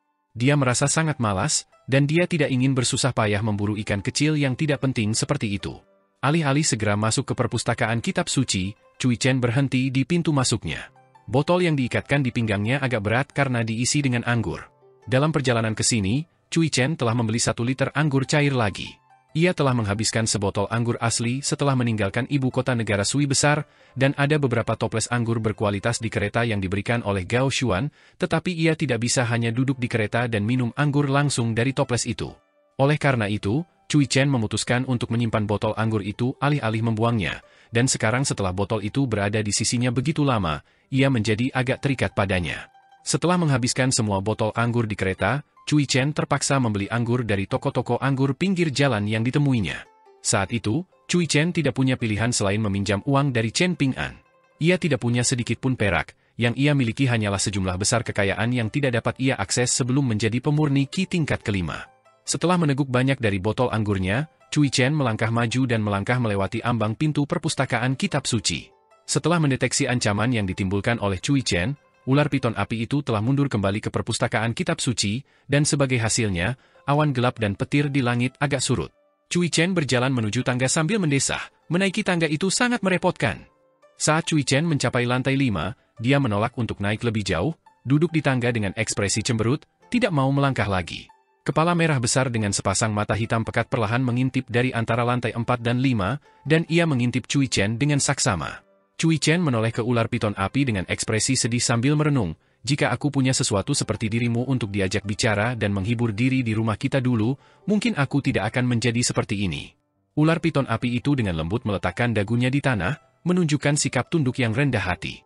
Dibandingkan dengan trio ayah dan anak dari klan Cao, yang memiliki aspirasi ambisius untuk menguasai seluruh negara, ular piton api ini jelas jauh lebih bijaksana. Cui Chen tersenyum sambil bertanya, apakah kau tidak marah karena aku campur tangan dan merampas kesempatanmu untuk mencapai keabadian? Ular piton api itu menggelengkan kepalanya sebagai tanggapan, dan seluruh lantai 5 sedikit gemetar saat melakukannya. Cui Chen mengangguk sambil berkata, saya dapat melihat bahwa Anda telah mencapai kecerdasan. Jika Anda bersikeras melepaskan kulit Anda, ular air di sungai itu akan memiliki peluang keberhasilan yang jauh lebih tinggi daripada Anda, dan kemungkinan besar basis kultivasi yang telah Anda kumpulkan dengan susah payah selama beberapa abad terakhir pada akhirnya hanya akan menguntungkan orang lain. Di anak tangga yang lebih tinggi dari anak tangga tempat Cui Chen duduk, ada seorang anak laki-laki berjubah biru yang tampaknya berusia sekitar 6 atau 7 tahun. Anak laki-laki itu memiliki sepasang pupil vertikal, dan dia berjongkok di atas pagar tangga, memperhatikan Cui Chen sambil berkata, kamu tidak hanya sangat kejam dan bengis, kamu juga tampaknya memiliki penglihatan yang sangat tajam, mengingat kamu menyadari betapa kuatnya aku. Ular piton api itu sangat terkejut, dan seluruh tubuhnya mulai sedikit gemetar saat melawan nalurinya sendiri, menahan keinginan untuk melarikan diri. Tanpa perlindungan Cao Hushan dan putra-putranya, ular itu tidak punya pilihan selain mengakhiri proses pergantian kulitnya sendiri secara paksa, dan saat ini ular itu berada dalam kondisi yang paling lemah, jadi tidak mungkin ular itu bisa menandingi ular air dalam pertempuran. Kamu anak kecil yang kurang ajar, bukan? Cui Chen terkekeh saat dia berbalik. Ekspresi bingung muncul di wajah bocah lelaki berbaju biru itu, dan dia menunjuk jarinya yang berujung cakar ke dirinya sendiri sambil bertanya, apakah kau berbicara kepadaku, nak? Pada saat berikutnya, bocah lelaki berbaju biru itu menggenggam tangannya di dahinya, dan darah merembes keluar tanpa henti di antara jari-jarinya saat dia jatuh dari pagar tangga ke lantai 5, di mana dia berguling-guling kesakitan, menyebabkan seluruh perpustakaan kitab suci bergoyang dan bergetar. Cui Chen mengeluarkan sebuah benda dari lengan bajunya sambil membentak, baiklah, hentikan aktingmu. Jika kau terus seperti ini, aku benar-benar akan mengirimmu ke sisi lain untuk menemui penciptamu. Anak laki-laki kecil berbaju biru itu segera berhenti berguling-guling, lalu berdiri dan membersihkan debu dari tubuhnya sambil bertanya, "Apa yang kau inginkan?" "Aku memiliki hubungan yang sangat dekat dengan Dewa Sungai resmi di luar kota. Kita telah saling menyebut sebagai saudara selama hampir 300 tahun terakhir, jadi jangan berpikir bahwa kau dapat melakukan apapun yang kau inginkan kepadaku seperti gadis kecil ini yang bahkan tidak berani bertemu dengan Dewa Kota. Kau memiliki basis kultivasi yang layak, jadi kau berhak untuk disambut sebagai tamu terhormat di istanaku. Jika kau membantuku melahap gadis kecil ini hari ini, aku akan membiarkanmu membunuh siapapun yang kau suka di kota ini." Dan tiba-tiba, suara bocah lelaki berbaju biru itu terputus di sini, dan dia tidak dapat mengucapkan sepatah kata pun, seolah-olah lehernya dicekik. Dia menatap tajam benda di tangan Cui Chen, lalu mulai gemetar ketakutan. Ular piton api itu juga telah berubah menjadi seorang gadis kecil dalam gaun merah muda, dan dia juga gemetar tak terkendali dengan tubuhnya meringkuk seperti bola di pintu masuk tangga. Cui Chen memegang batu tinta kuno di tangannya, di dalamnya terdapat seekor naga banjir yang kurus dan tua yang panjangnya hanya lebih dari 1 inci. Jika seseorang mendengarkan dengan saksama, mereka akan dapat mendengar suara dengkuran samar dari naga banjir yang sedang tertidur. Bagi bocah lelaki berbaju biru dan ular piton api di perpustakaan kitab suci, dengkuran lembut ini bahkan lebih menakutkan daripada gemuruh guntur.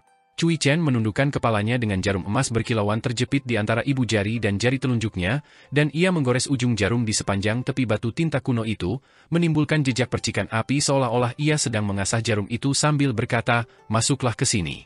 Gadis kecil berbaju merah muda itu menyandarkan punggungnya ke dinding, dan ia bangkit berdiri dengan susah payah, tidak yakin bagaimana cara melanjutkan. "Apakah kita mendapatkan sesuatu dari ini?" tanya bocah kecil berbaju biru. "Ya, misalnya, kamu bisa hidup," jawab Cui Chen sambil tersenyum dan mengangguk.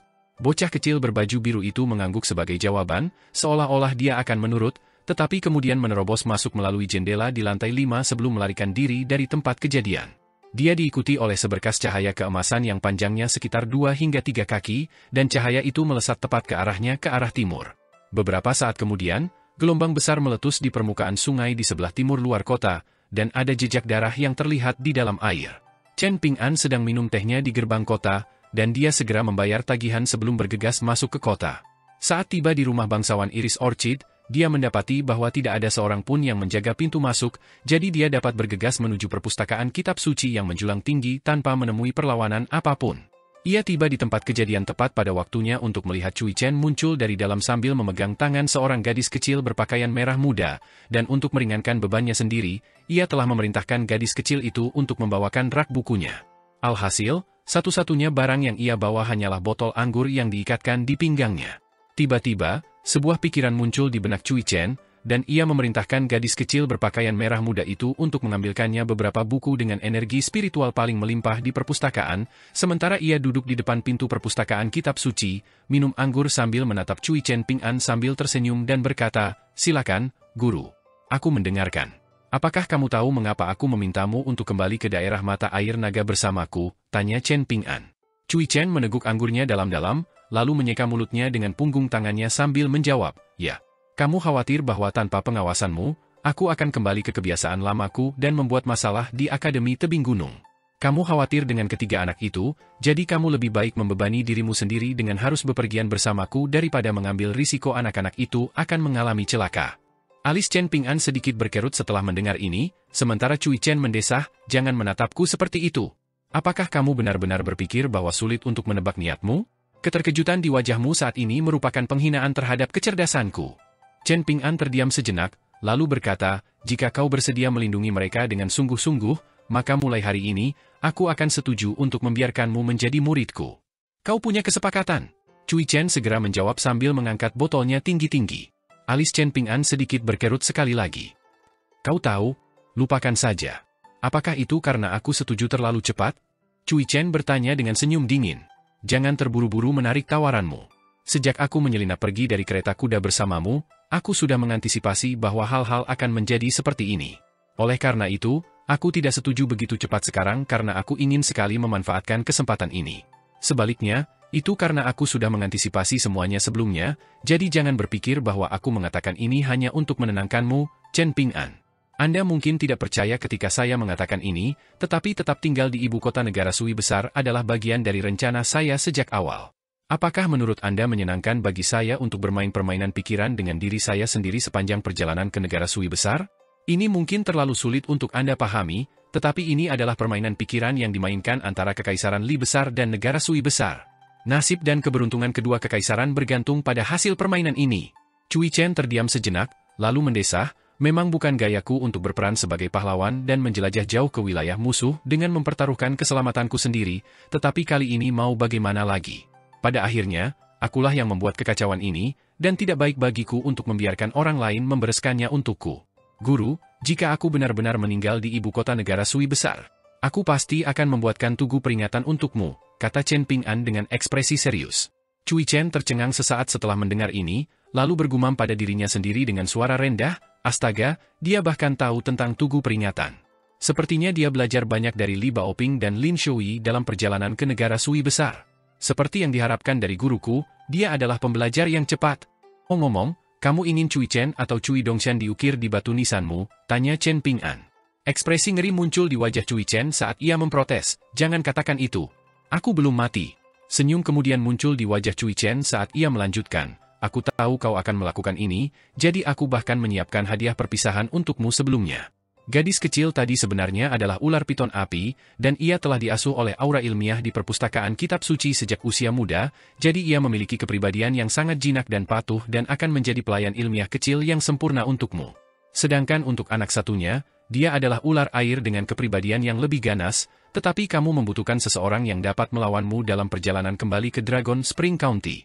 Dengan begitu, kamu tidak perlu mengotori tanganmu sendiri jika kamu bertemu dengan penjahat atau bandit. Dunia permata kecil adalah tempat yang sangat memikat bagi mereka, dan begitu mereka memasuki wilayahmu, mereka tidak akan dapat menentangmu. Namun, kamu harus menunggu sebentar untuk ular air itu. Dia akan segera datang ke sini untuk meminta maaf atas kemauannya sendiri. Chen Ping'an tidak tahu harus berpikir apa tentang semua ini. Kamu orang jahat, dan kamu jauh lebih pintar daripada aku, jadi aku yakin kamu tahu cara menghadapi orang jahat lainnya jauh lebih baik daripada aku. Aku ingin kau melindungi Baoping dan yang lainnya dengan sungguh-sungguh begitu kau kembali ke akademi. Ada tatapan tulus di mata Chen Ping'an, dan dia menarik napas dalam-dalam, lalu menangkupkan tinjunya sebagai tanda hormat sambil melanjutkan, jika kau bisa melakukannya, maka aku akan berterima kasih sebelumnya. Fakta bahwa kau membuat keputusan ini berarti kau bersedia menerimaku sebagai muridmu, meskipun hanya sedikit. Sudah menjadi kewajiban murid untuk melayani gurunya, jadi tidak perlu berterima kasih padaku.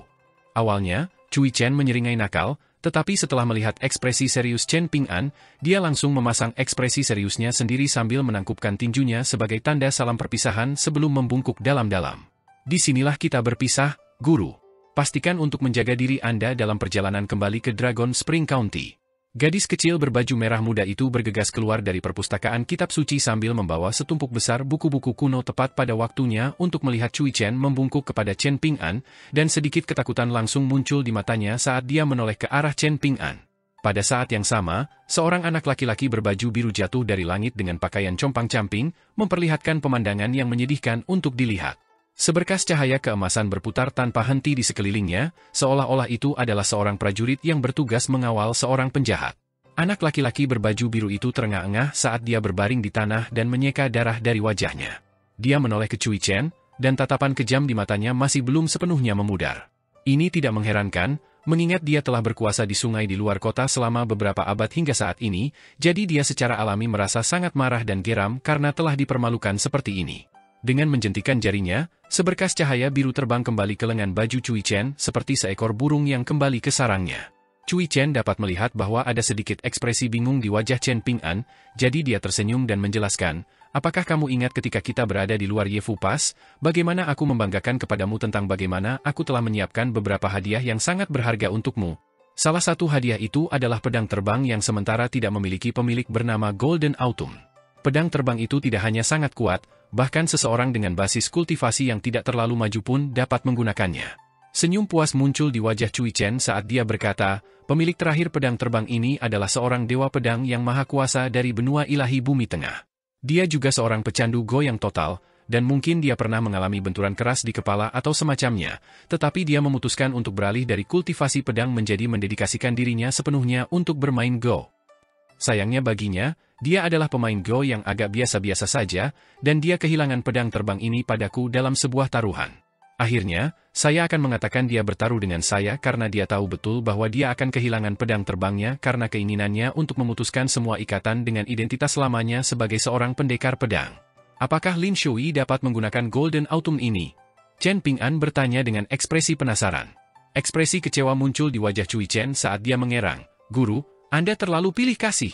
Tentu saja Lin Shui akan dapat menggunakan pedang itu, tetapi akan sangat sia-sia jika memberikannya kepadanya. Saya bersedia memberikan pedang ini kepada Anda, tetapi tidak mungkin saya bersedia memberikannya kepada Lin Shui. Gadis kecil berbaju merah muda dan anak laki-laki berbaju biru saling bertukar pandang, dan keduanya dapat melihat keheranan mereka sendiri terpantul di mata masing-masing. Konsep bertaruh dengan seorang dewa pedang dari benua ilahi bumi tengah adalah sesuatu yang sama sekali tidak dapat mereka pahami. Chen Ping'an melirik sekelilingnya, lalu bersiap untuk berangkat dan melanjutkan perjalanannya. Mohon tunggu sebentar, Guru. Ada beberapa hal lain yang ingin saya sampaikan kepada Anda agar tidak terjadi hal-hal yang tidak diinginkan selama perjalanan Anda kembali ke daerah ekor naga, kata Cui Chen, lalu mengeluarkan batu tinta yang dulunya merupakan harta karun utama kuil naga pengintai saat ia menoleh ke ular air dan ular piton api sambil memerintahkan. Taruh tubuh asli kalian di sini sekarang juga. Saya tidak punya banyak kesabaran, jadi saya sarankan Anda jangan menguji saya. Jika Anda berani menunda lebih lama lagi, saya mungkin harus. Suara Cui Chen melemah di sini, dan ia mulai merenungkan apakah ia harus membunuh bocah kecil berbaju biru itu untuk menyingkirkannya untuk selamanya. Lagi pula, untuk melaksanakan rencana Dragon Spring County, sudah cukup baginya untuk menjalin hubungan dengan naga banjir tua itu.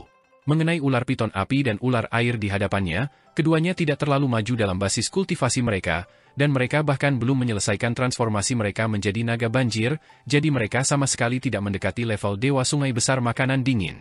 Oleh karena itu, ia menangkap mereka sebagai bonus tambahan kecil. Pikirannya adalah karena dia tidak bisa mengakses ruang harta karun di dalam kantong harta karunnya, dia akan menaklukkan kedua makhluk kecil ini untuk Chen Ping'an sehingga dia bisa menjaga mereka dan menyuruh mereka menjaga gunung-gunungnya. Ini adalah kesempatan bagi ular piton api dan ular air untuk pergi ke dunia kecil permata, jadi itu sebenarnya adalah berkah yang sangat besar bagi mereka. Oleh karena itu, Cui Chen tidak peduli apakah mereka hidup atau mati. Pada titik ini, dia dan Chen Ping'an sudah menjadi murid dan guru. Cui Chen mengenal kepribadian Chen Ping'an lebih dari siapapun, dan dia tahu bahwa kepribadiannya seperti batu di jamban, bau dan tidak kenal ampun. Jika Chen Ping'an tidak menerima Cui Chen sebagai muridnya, tidak mungkin dia mau menerima kedua makhluk ini sebagai persembahan darinya, tetapi sekarang Cui Chen telah resmi menjadi muridnya, itu adalah cerita yang sama sekali berbeda. Dengan mengingat hal itu, Cui Chen tiba-tiba diliputi oleh segudang emosi. Berurusan dengan Chen Ping'an sangat melelahkan baginya, membutuhkan lebih banyak upaya mental daripada upaya fisik yang diperlukan untuk memindahkan 5 gunung. Namun, setelah melangkahi batas tak kasat mata tertentu, ia dikejutkan oleh perasaan yang sangat aneh. Terlepas dari semua tipu daya dan kelicikannya, diterima sebagai murid Chen Ping'an memberinya rasa kepastian. Anak laki-laki kecil berbaju biru itu dapat melihat cahaya keemasan yang berkelebat di balik lengan baju Cui Chen, dan ia segera berlutut sebelum bersujud ke tanah. Tolong ampuni aku, wahai Dewa Abadi yang terhormat. Aku bersedia untuk berjanji setia kepadamu dan melakukan apapun yang engkau minta dariku tanpa mengeluh. Setelah membaca banyak buku di perpustakaan kitab suci di rumah bangsawan anggrek iris, gadis kecil berbaju merah muda itu tidak ingin dikaitkan dengan ular air. Ia bukanlah tipe makhluk yang dapat dengan bebas melontarkan omong kosong yang bertentangan dengan apa yang sebenarnya ia pikirkan, dan sebagai hasilnya, ia bingung untuk sementara waktu tentang apa yang harus dilakukan.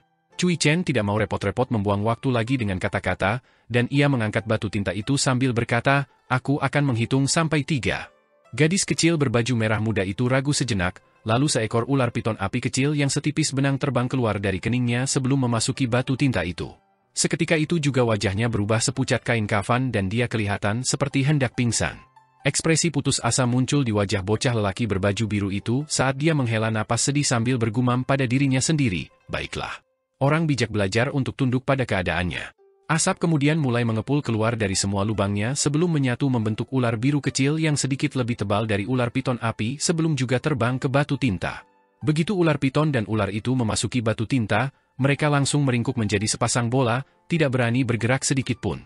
Lagi pula, di tepi batu tinta itu ada naga banjir tua yang sedang tidur, yang merupakan nenek moyang semua makhluk ular, dan mereka takut bahwa setiap gerakan yang salah dapat membangunkan naga banjir tua itu dari tidurnya dan membuatnya terbang dalam kemarahan yang menggelegar. Cui Chen mengambil batu tinta itu, dan senyum dingin muncul di wajahnya saat dia berkata, kalian berdua perlu belajar menghitung berkat-berkat kalian. Kalian akan sedikit dibatasi oleh batu tinta ini, tetapi melaluinya, kalian akan dapat maju dalam basis kultivasi kalian. Jika kesempatan yang sama diberikan kepada makhluk-makhluk iblis lain yang berhubungan dengan naga banjir, mereka akan memohon padaku untuk menarik tubuh asli mereka ke dalam batu tinta itu.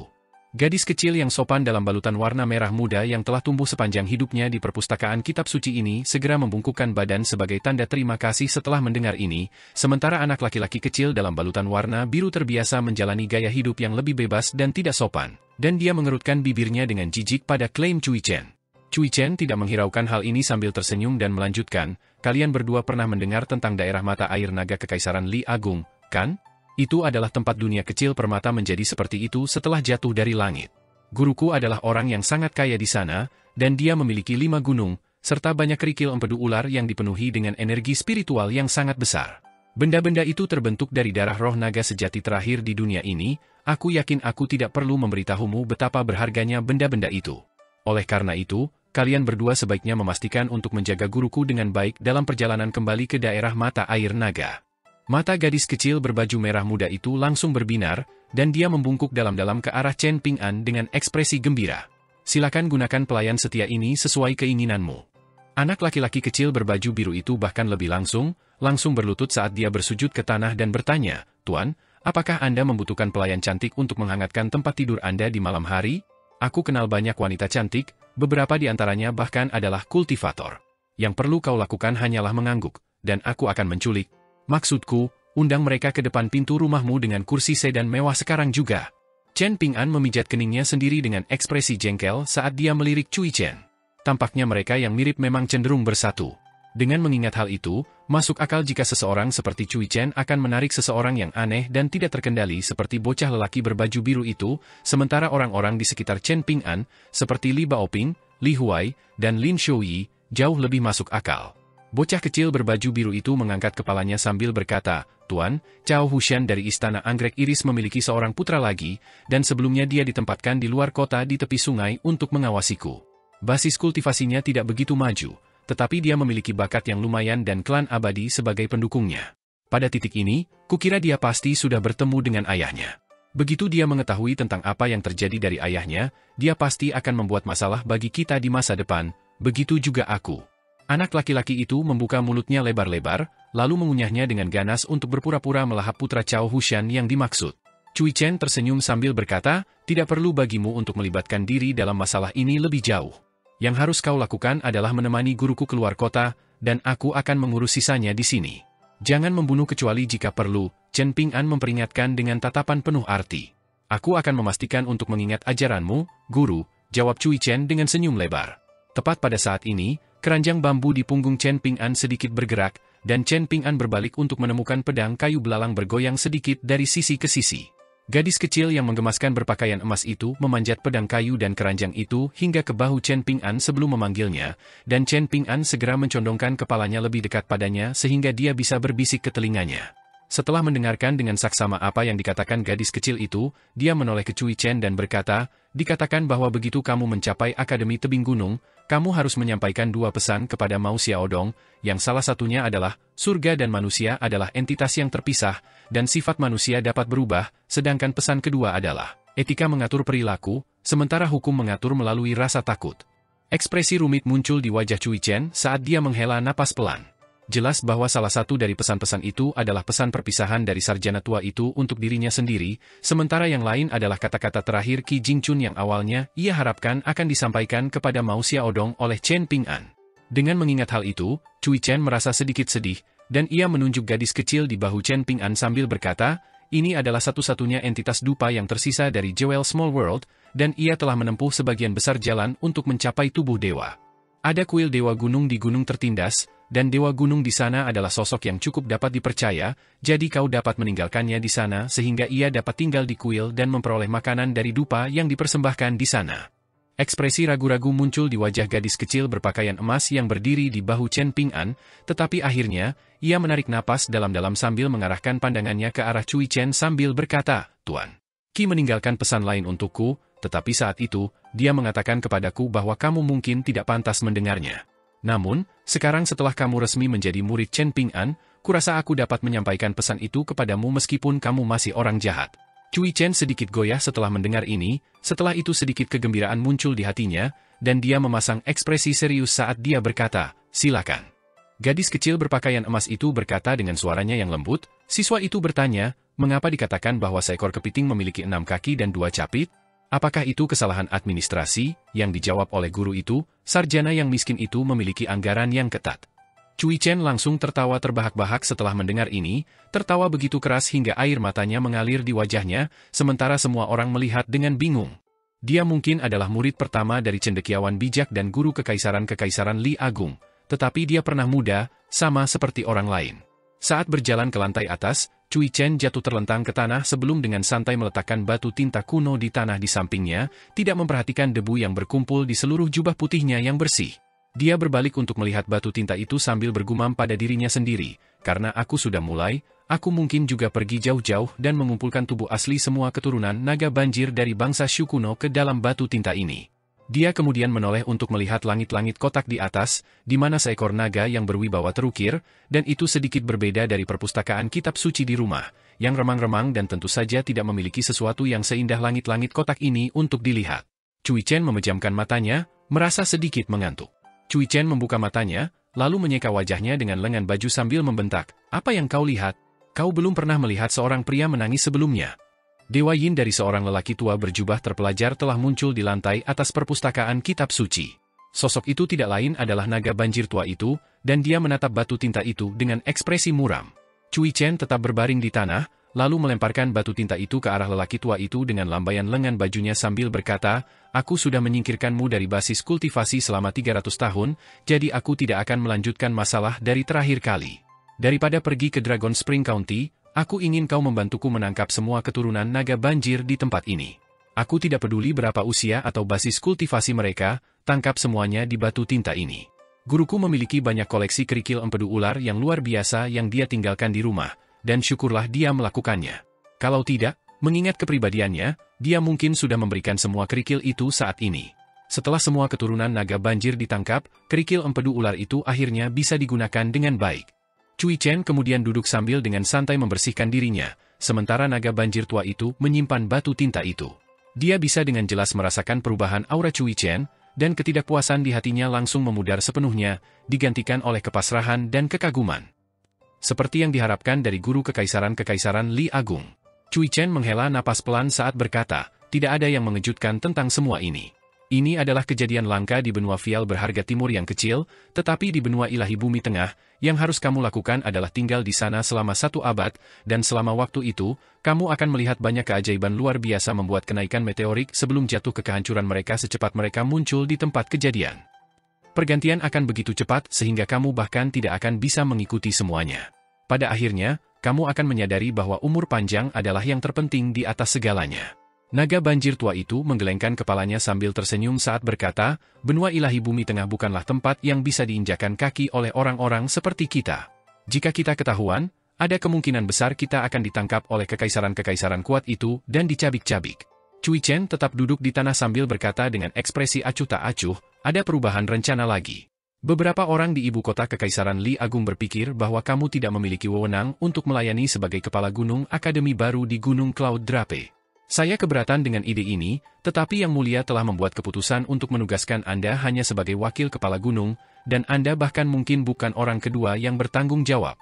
Ini adalah kelalaian saya, jadi jika Anda memilih untuk mengingkari perjanjian kita, maka saya tidak akan mengeluh." Orang tua itu tersenyum sambil menjawab, "Saya pikir merupakan suatu berkah untuk melayani sebagai salah satu wakil kepala gunung berpangkat rendah. Jika sesuatu yang buruk terjadi, saya akan dapat bersembunyi di balik mereka yang berada di atas saya dalam hierarki." Alis Cui Chen sedikit berkerut saat dia memperingatkan, "Jika Anda mengatakan ini hanya untuk menjilat saya, maka saya sarankan Anda mempertimbangkan kembali, karena saya tidak akan membiarkan Anda mengingkari perjanjian kita di masa mendatang setelah Anda membuat keputusan ini." "Yakinlah, keputusan saya telah dibuat," jawab orang tua itu. Cui Chen tidak hanya merasa lega mendengar ini, seringai mengejek muncul di wajahnya saat dia berkata, "Tidak heran kamu bisa hidup begitu lama." Pria tua itu tidak menghiraukan ejekan di wajah Cui Chen saat dia mendesah, "Yang kuharapkan sekarang adalah bisa hidup sedikit lebih lama." Cui Chen berdiri, dan semua debu yang menempel di jubahnya jatuh dengan sendirinya saat dia berkata, "Aku ingin kamu membawaku ke negara Sui besar, lalu kembali ke sini dan mengakhiri semua yang ada di Istana Anggrek Iris. Sepanjang perjalanan, kamu juga bisa menyerahkan Dewa Sungai di luar kota itu ke pihakmu.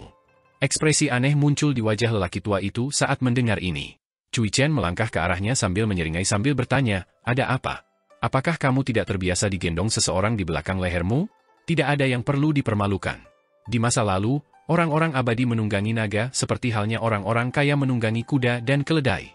Itu adalah sesuatu yang sangat normal dan biasa. Senyum masam muncul di wajah lelaki tua itu saat dia menerima takdirnya. Kalau begitu, aku akan menunggumu di luar. Cui Chen mengangguk sebagai jawaban, dan lelaki tua itu menghilang dalam sekejap. Tiba-tiba, hembusan angin kencang tiba-tiba menyapu langit di atas kota, dan awan-awan di atas turun ke ketinggian yang sangat rendah sehingga hampir menyentuh bagian atas perpustakaan kitab suci. Dewa sungai di luar kota telah mengambil bentuk manusianya, dan berdiri di tepi sungai, menatap langit dengan kagum dan penghormatan di matanya. 3 dewa dari Paviliun Dewa Kota, Paviliun Wenchang, dan Kuil Dewa Bela Diri juga melakukan hal yang sama. Cui Chen melangkah maju dan melayang keluar jendela, melewati lautan awan sebelum mendarat di atas kepala seekor naga banjir tua, di mana ia duduk dengan kaki disilangkan, menggunakan naga banjir sebagai tunggangannya. Ia seperti dewa abadi dari masa lampau, menunggangi seekor kuda naga. Ia memejamkan mata sambil membuat segel tangan untuk berlatih meditasi, seperti yang sering dilakukan Chen Ping'an. Tampaknya teman yang baik disamakan dengan pengaruh yang baik. Di gerbang kota, Chen Ping'an menoleh untuk melihat ke atas ke lautan awan yang bergolak di langit, ditemani oleh sepasang anak-anak. Begitu bocah lelaki berbaju biru itu keluar dari kota, ia langsung merasa seperti naga banjir maha kuasa yang telah dilepaskan kembali ke laut, dan ia berkata dengan cara yang kasar, bajingan itu benar-benar menyebalkan. Gadis kecil berbaju merah muda itu melirik musuh bebuyutannya dengan bibir mengerucut rapat, menolak mengatakan apapun. Chen Ping'an mengulurkan tangannya untuk meletakkan tangannya di atas kepala anak laki-laki itu sebagai isyarat peringatan sambil berkata, dia muridku. Anak laki-laki kecil berbaju biru itu sangat ketakutan sehingga ia bergegas pergi, sementara Chen Ping'an terus berjalan. Tampaknya teman yang buruk juga disamakan dengan pengaruh yang buruk.